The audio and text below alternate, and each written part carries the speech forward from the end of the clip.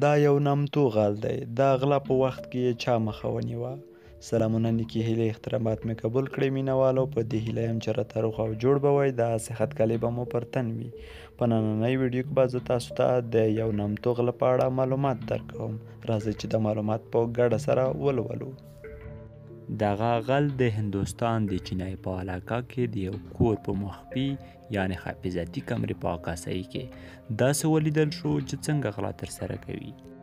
دغه غلا د 2014 کال د نوې میاشتې په 14مه نیټه باندې ترسره شوې ده.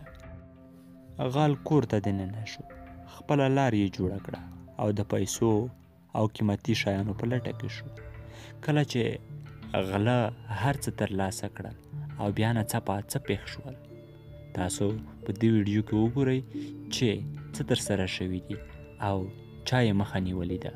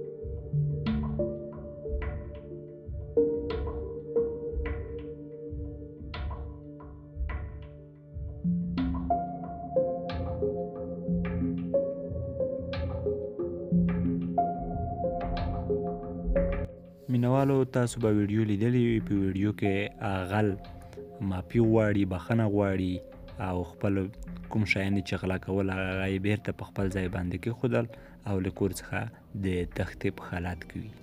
نو هغه کار چا کړی دی او تاسو به د ویډیو په دویم پړاو کې وګورئ چې څنګه دغه ترسره شوی دی او څه ډول یې د غلا مخه نیولې ده. راځئ دوهمه ویډیو به هم وګورو.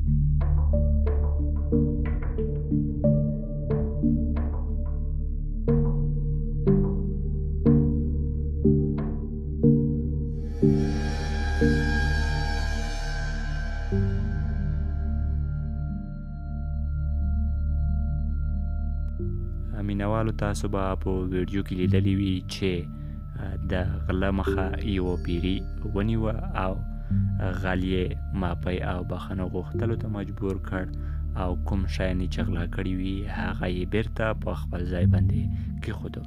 تر بلې ویډیو مو زه هاشم علیزی په خدای سپارم. ښه وخت، ښې چارې ولرئ.